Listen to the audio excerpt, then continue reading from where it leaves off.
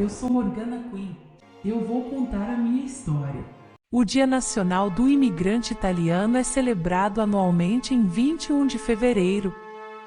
O Brasil é o maior país com raízes italianas em todo o mundo. De acordo com dados do Consulado da Itália no Brasil, estima-se que atualmente existam aproximadamente 25 milhões de descendentes de italianos vivendo em terras brasileiras. Male non fare, paura non avere. Ou seja, não faça o mal e não tenha medo. Se você não faz mal a ninguém, não deve temer coisa alguma. A brisa suave e fresca, com um cenário espetacular de encantar. Com as águas correndo em seu curso perfeito. Porém, não era bem assim em tempos de muita chuva. Existia um rio que corria em uma série de maciços calcários, numa paisagem maravilhosamente linda. Porém, em época de chuvas abundantes sua água ficava acumulada, formando um pântano. Este pântano provocava inundações nas terras dos agricultores da cidade que ficava abaixo, além de ocasionar um foco de doenças. Por muito tempo esta era uma situação constante. E muitos habitantes perderam toda a sua colheita por esta razão. Sem os tempos de chuva, era um local de cenário lindo, com uma estrutura de muita produtividade agrícola, e por isso atraía cada vez mais moradores.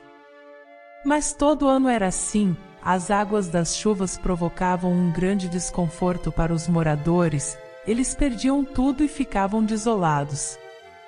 Eram outros tempos, tempos em que se podiam conviver com criaturas fabulosas em nosso meio sem causar nenhum desconforto ou desconfiança. Nesta época, existia um cônsul que decidiu, ante as queixas do povo, tomar uma providência e pensou em construir um canal e mudar o curso da água para estancar as enchentes. Porém, a dúvida era, como construir este canal, se a queda natural daquelas águas era de uma altura de 165 metros? Na oportunidade eu era Tulia della Rosa, já havia passado o meu momento do despertar. Eu vivia naquela cidade linda e calma, mas também sofria com o problema da enchente. Eu sentia que próximo dali, existia uma criatura fantástica, que era um dragão. Mas nunca havia tido contato com ele, pois sabia que a convivência pacífica dependia de cada um ocupar o seu espaço no mundo. E este dragão, embora pudesse ser aceito nesta sociedade, vivia recluso em uma caverna distante, para se resguardar de qualquer situação desagradável. Porém eu e meu poder da mente, poderíamos ajudar neste momento. E sendo assim, eu o chamei para ajudar. Pedi a ele para construir uma cachoeira usando seu fogo e derretendo as rochas gigantes. Transformando em rochas menores, poderia movê-las para a localização mais apropriada. Pedi que escavasse pequenos canais onde a água pudesse correr e mudasse seu curso para que não houvesse mais enchentes naquela plantação. Assim foi feito, no meio da noite, sem a presença dos humanos. No dia seguinte, tudo estava lindo. Não disse a ninguém o que fizera, tampouco que havia pedido ajuda a um dragão. As pessoas ficaram admiradas com o cenário maravilhoso e muito felizes. E mesmo não sabendo o que tinha acontecido, ficaram extasiados e seguiram suas vidas. Contudo, esta situação linda permaneceu apenas até a próxima chuva, pois apesar dos meus superpoderes, naquela época, não entendia nada de arquitetura. E a ação minha e do dragão criou outro problema.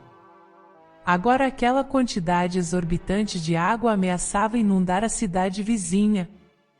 Houve um grande impasse entre as duas cidades e gerou grandes desavenças. O dragão, não sabendo de nada, resolveu fazer-nos uma visita e se enaltecer pelo presente que havia dado ao mundo com esta grande maravilha que duraria para sempre.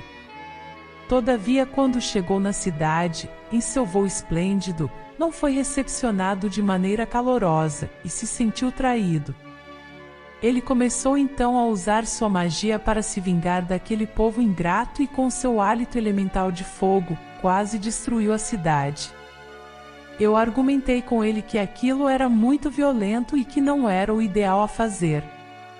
Falei que algumas pessoas não têm o mesmo entendimento sobre as coisas, e que de fato havíamos nos enganado. Pois apesar de ajudarmos um grupo, estaríamos prejudicando outro grupo e precisaríamos pensar melhor em como resolver este impasse. Ele me disse com muita ira que nunca deveria ter me ouvido e vir me ajudar e foi embora esbravejando. Para aqueles que estavam por perto, eu parecia uma grande heroína por tê-los livrado do dragão, e eles ficaram muito gratos. Mas eu não fiquei feliz. Sabia que aquela situação também era em grande parte minha culpa. Mas eu sabia que se falasse o que tinha acontecido, iriam me expulsar da cidade como havia acontecido antes, sem mesmo ter a chance de consertar as coisas. Então fiquei calada e resolvi agir antes de decidir o que fazer. Eu me lembrei de uma frase que escutei uma vez: se você não faz mal a ninguém, não deve temer coisa alguma. Fiquei temerosa, apesar das boas graças do povo, pois sabia que mesmo com minhas boas intenções, havia feito mal ao povo da outra cidade e precisava consertar. Sabia que o conflito sobre o curso de água e a disputa pelo direito de acesso a ela era um assunto que precisaria de solução o mais breve, antes que chegasse o período das grandes chuvas. Com o tempo, como fiquei calada, fui adquirindo um status maior e diziam até que eu era uma mensageira entre os humanos, capaz de ajudar aqueles que estavam em necessidade e ainda mais. Eu trabalhei com destemor para conectar aquelas pessoas e formar um grupo capaz de discutir claramente sobre formas práticas de resolver a situação da enchente. Deveria assegurar que todas aquelas pessoas continuassem a ter acesso a água de qualidade para beber e para realizar atividades domésticas e produção de alimentos, além de garantir que os recursos fossem usados de maneira responsável e sustentável.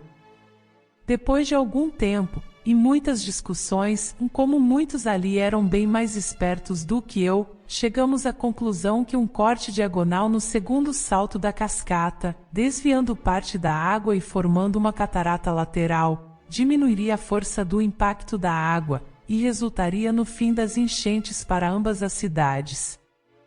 E assim foi criada a cachoeira artificial mais alta do mundo.